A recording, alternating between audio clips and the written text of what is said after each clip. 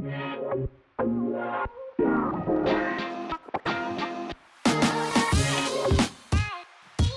Māui Hagarau is a rangatahi summit that aims to inspire our young people into pathways in technology, innovation and entrepreneurship. We've been doing this for 3 years now. So we started out in Tauranga in 2018 and today is awesome because we've actually realised the whakaaro that we've had to deliver our kaupapa in Te Waipounam and of course all tautahi for a couple of years now. So it's really a real privilege to be here.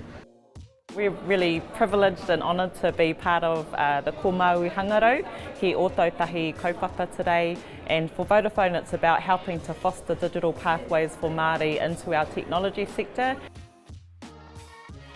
What excites us the most is just seeing the spark, I guess, in the eyes of our rangatahi. Everything that I heard today was the kōrero from the different speakers. I felt really inspired and encouraged to actually step out of the box and use my initiative and create things for everyone. From reo to tech, like the hononga that they have between them both, something beautiful can come out of it.